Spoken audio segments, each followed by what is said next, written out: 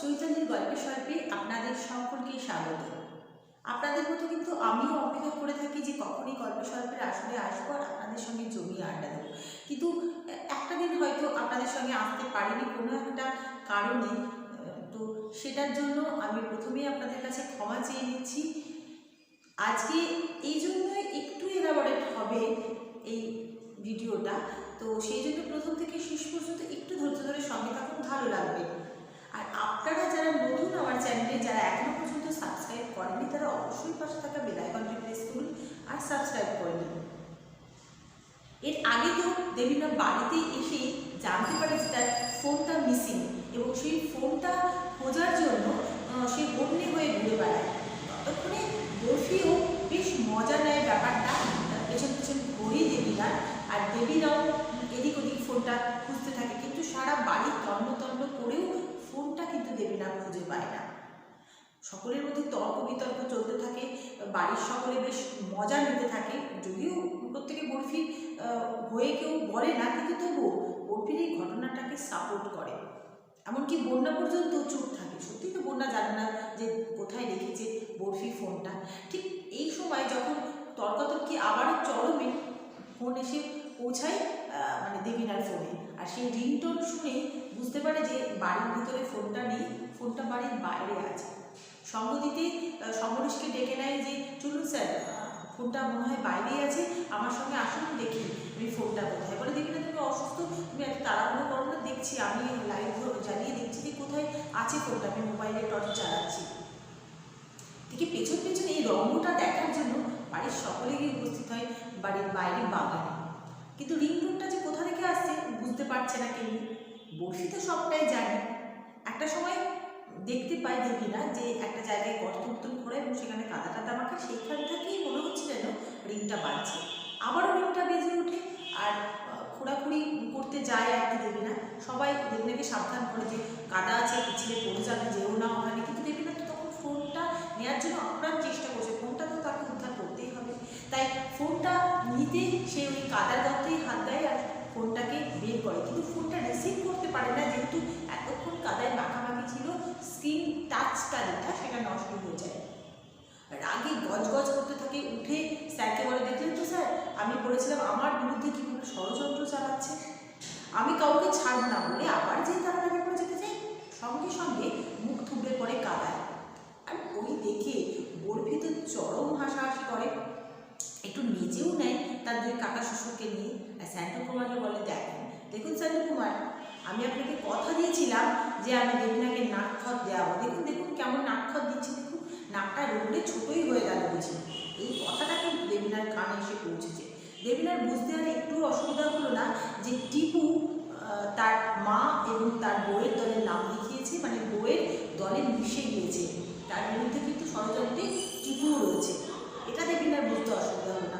সকলকে নিয়ে সহযোগী ততক্ষণে বাড়ির ভেতরে যায়। বাড়ির ভেতরে গিয়েও বরফির আনন্দের কিন্তু আর শেষ হচ্ছে না, বরফি নাচানাচি করছে। এদিকে কি হয়েছে, দেবীনা যখন কাদায় মাখামাখি সমরেশ তাকে তোলার ব্যবস্থা করছে, কিন্তু দেবীনা বলছে না, আমি কাউকে ছাড়বো না স্যার। দেখলেন যে একটা অসুস্থ মানুষের কীভাবে হেনস্থা করছে আপনাদের বাড়ির লোকজন, এই নাকি আপনাদের শিক্ষিত বাড়ি, এই নাকি আপনাদের শিক্ষিত বাড়ির লোকজন। সমরেশ বলে তুমি কোনো চিন্তা করো না, আমি যাই, গিয়ে আজই উপযুক্ত একটা শাস্তির ব্যবস্থা করব।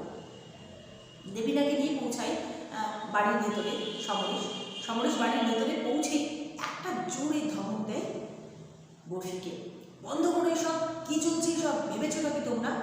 বলে এরকমভাবে যখন বকাবকি করছে, বরফি তো দমবার পাচ্ছে না। বরফি এসে তার শ্বশুরের কাছে বলে যে আমি থামবো, কিন্তু কেন থামবো?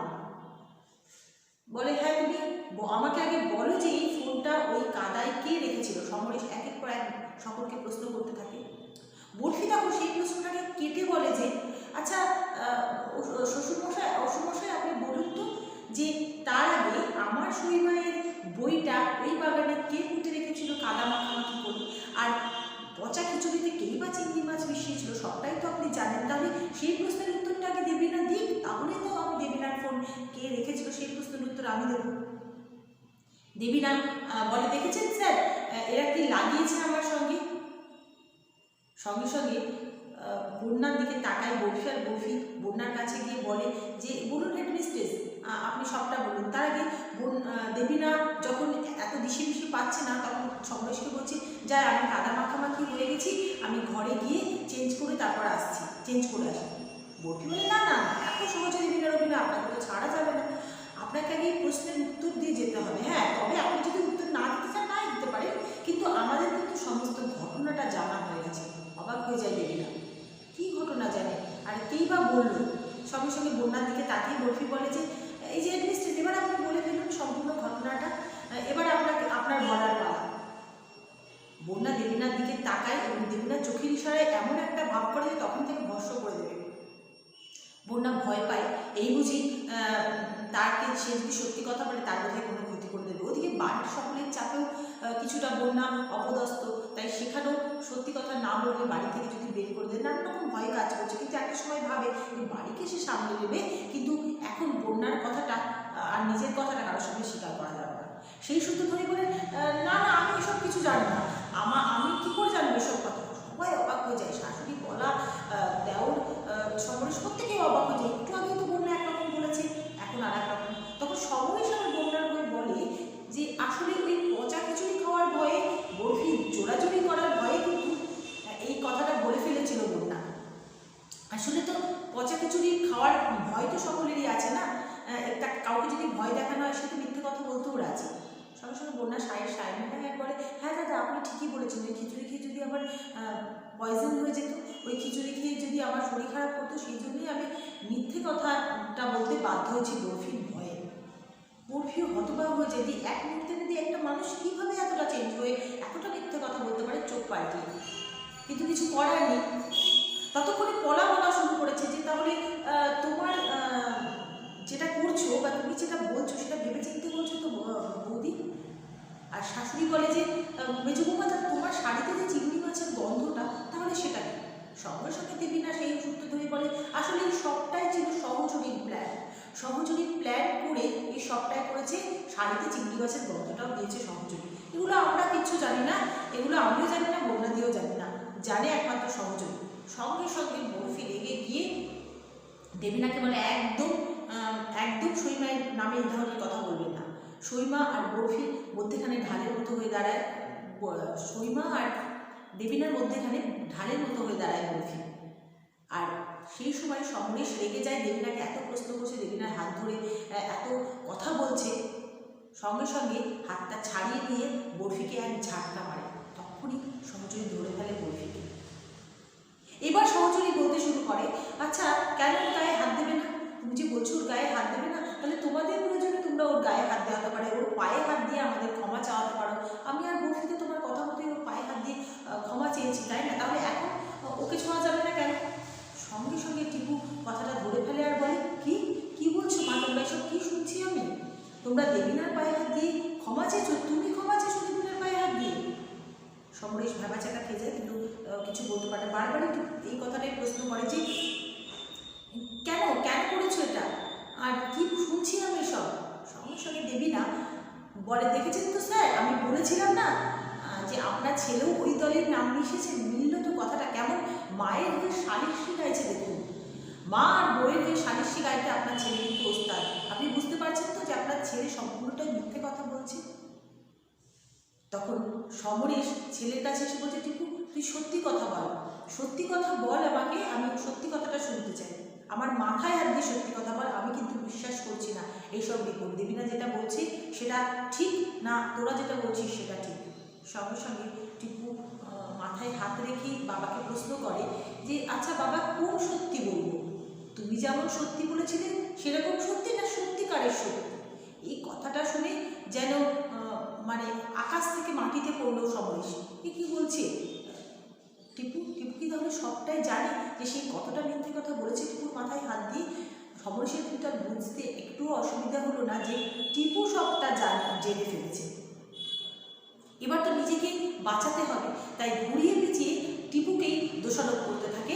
বলে তুই আমাকে ভুল বুঝছিস, তোকে তো আমি আগেও বলেছি যে ও শুধুমাত্র আমার ছাত্রী, কনসার্ন থেকে আমি ওকে দেখভাল করছি, আর তুই আমাকে আবার সেই একই প্রশ্ন করছিস। কিন্তু টিপু ঘুরিয়ে ফিরিয়ে সেই একই প্রশ্ন করে যে বাবা তুমি কি আমাকে সত্যি কথা বলেছ? সঙ্গে সঙ্গে সমরেশ বলে যে তুই আমাকে অবিশ্বাস করছিস, তোকে আমি এতটা বিশ্বাস করেছি, তোকে আমি এতটা ভরসা করেছি, আর তুই পাল্টা বলে যে আমি তোমাকে দেবতার মতন শ্রদ্ধা করেছি বাবা, আমি তোমাকে যেমনভাবে বিশ্বাস করেছি পৃথিবীতে বোধহয় আর কাউকে সেভাবে বিশ্বাস করতে পারবো না। তোমাকে বিশ্বাস করে আমি মাকে অনেক কটু কথা শুনিয়েছি, মাকে ভুল বুঝিয়েছি, মাকে সকলের সামনে অপমান পর্যন্ত করেছি। সমরেশ বলে কি বলছিস তুই, তুই আমার কাছ থেকে এইভাবে সরে যাবে, আর এই যে এইরকম করছিস এর সম্পূর্ণ মূলে রয়েছে বরফি। বরফি তুমি তোমার মতো মেয়েকে কীভাবে সাহায্য করতে হয় আমিও দেখে নিচ্ছি। তুমি আমার ছেলের কান ভারী করে আমার থেকে আমার ছেলেকে সরাতে চাইছো, এটা কিন্তু আমি কিছুতেই মেনে নেবো না। সঙ্গে সঙ্গে সহযোগী বলে দেখো কেমন লাগে, এইভাবে বছরের পর বছর আমার সন্তান টিপুকে আমার কাছ থেকে তুমি এইভাবে সরিয়ে রেখেছো।